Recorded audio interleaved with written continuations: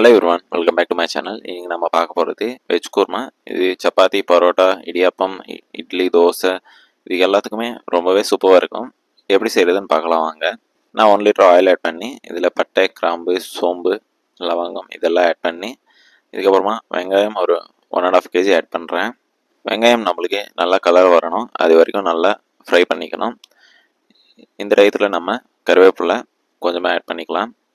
இப்போ நம்ம புதினாவும் கொத்தமல்லியும் இந்த வெங்காயத்தில் நம்ம ஆட் பண்ணிக்கலாம். இது நம்ம ஆட் பண்ணி ஃப்ரை பண்ணோம்னா நம்மளுக்கு ஃப்ளேவர் நல்லா இருக்கும், குருமாவோட ஃப்ளேவரு. இதுக்கப்புறமா பச்சை மிளகா ஒரு 6லேருந்து 7 ஆட் பண்ணிக்கிறேன். இப்போ பார்த்தீங்கன்னா நம்மளுக்கு வெங்காயம் ஒரு 90% ஃப்ரை ஆயிடுச்சு. இதுக்கப்புறமா நம்ம இஞ்சி பூண்டு பேஸ்ட்டு ஆட் பண்ணிக்கலாம். நம்ம இஞ்சி இதில் ஒரு 150 கிராமு, பூண்டு ஒரு 150 கிராம் ஆட் பண்ணுறேன். ஆட் பண்ணி நல்லா ஃப்ரை பண்ணிக்கணும். இதுக்கப்புறம் நம்ம சில்லி பவுடர் 2 டேபிள் ஸ்பூன், மஞ்சள் தூள் ஒரு 2 table spoon, chicken masala 1 table spoon, garam masala 1 table spoon, coriander powder ஒரு 1/2 டேபிள் ஸ்பூன் ஆட் பண்ணி நல்லா ஃப்ரை பண்ணிக்கணும். நம்ம இந்த இஞ்சி பூண்டு பேஸ்ட்டு போட்டதுக்கப்புறமா தான் இந்த மசாலா ஆட் பண்ணிங்கன்னா நம்மளுக்கு கலர் நல்லா கிடைக்கும். அதனால தான் நம்ம இப்போ ஆட் பண்ணுறோம். இப்போ நம்ம டொமேட்டோ பேஸ்ட் ஒரு 1/2 kg ஆட் பண்ணுறேன். நம்ம அதிகமாக ஆட் பண்ணோம்னா நம்மளுக்கு ரொம்ப புளிப்பாக இருக்கும் கிரேவி, அதனால தான் நம்ம கம்மியாக ஆட் பண்ணிக்கணும் டொமேட்டோ பேஸ்ட்டு. இதுக்கப்புறமா நம்மளுக்கு தக்காளி நல்லா மசியணும். நல்லா அதுலேருந்து நம்மளுக்கு ஆயில் தனியாக பிரிஞ்சு வரணும், அது வரைக்கும் நல்லா ஃப்ரை பண்ணிக்கணும். உங்களுக்கு இந்த வீடியோ பிடிச்சிருந்தாலும் லைக் பண்ணுங்கள், ஷேர் பண்ணுங்கள், சப்ஸ்கிரைப் பண்ணிக்கோங்க. மறக்காமல் பெல் ஐக்கான் கிளிக் பண்ணிக்கோங்க. இந்த டிஷ்ஷில் உங்களுக்கு ஏதாவது டவுட் இருந்தால் கமெண்ட் பண்ணுங்கள், நான் கிளாரிஃபை பண்ணுறேன். இந்த குருமா நம்ம ஒரு 120 பரோட்டா ஒரு 100 சப்பாத்திக்காக செய்கிறோம். உங்கள் ஹோட்டலில் நீங்கள் குருமா வச்சா டேஸ்ட் வரலையானா இந்த ரெசிபி ஃபாலோ பண்ணிக்கோங்க, ரொம்பவே அட்டகாசமாக இருக்கும்.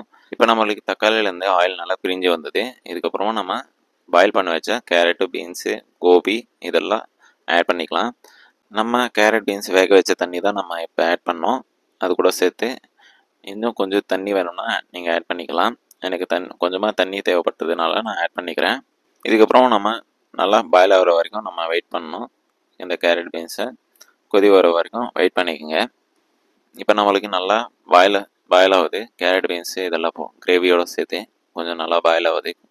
இதுக்கப்புறம் நம்ம தேங்காய் பேஸ்ட்டை ஆட் பண்ணிக்கணும். நம்ம தேங்காய் பேஸ்ட்டில் சோம்பு, பட்டை, கொஞ்சமாக கிராம்பு இதெல்லாம் சேர்த்து நம்ம கிரைண்ட் பண்ணிக்கணும். அது கூடவே நம்ம கொஞ்சமாக கேஷ்நட்டும் சேர்த்து நம்ம கிரைண்ட் பண்ணணும். அப்போ தான் நம்மளுக்கு பேஸ்ட்டு நல்லா ஸ்மூத்தாக இருக்கும். இதுக்கப்புறமா நீங்கள் சால்ட்டு இதெல்லாம் தேவையான அளவு ஆட் பண்ணிக்கோங்க. இதுக்கப்புறம் கொஞ்சமாக சுகரும் இதில் நம்ம சேர்த்துக்கணும். சுகர் எதுக்குன்னா நம்மளுக்கு புளிப்பு கொஞ்சம் மேட்ச் பண்ணணும், ஸ்வீட்னஸ் நல்லா இருக்கும் இந்த சப்பாத்தி, பரோட்டா இதுக்கு எல்லாத்துக்கும். அதனால நம்ம சுகர் கொஞ்சமாக ஆட் பண்ணிக்கிறோம். இப்போ நான் தேங்காய் ஆட் பண்ணிக்கிறேன். நான் இதில் 2 தேங்காய் அரைச்சி ஆட் பண்ணிக்கிறேன்.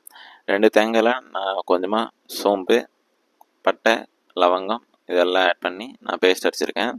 கேஷ்நட் வந்து நான் ஒரு 250 கிராம்ஸ் ஆட் பண்ணியிருக்கேன்.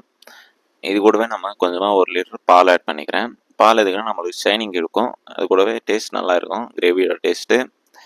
சில பேர் ஃப்ரெஷ் க்ரீம் ஆட் பண்ணுவாங்க. ஃப்ரெஷ் க்ரீம் இல்லைன்னா நீங்கள் பால் ஆட் பண்ணிக்கலாம். உங்களுக்கு கிரேவி பாயில் ஆகிறப்ப உங்களுக்கு இது போல் நுரை வரும். நீங்கள் கண்டிப்பாக அந்த நுரை எடுத்தால் தான் உங்களுக்கு கிரேவி ஒரு நைட்டு வரைக்கும் தாங்கும், இல்லைனா உங்களுக்கு சீக்கிரமாக கெட்டு போயிடும் கிரேவி.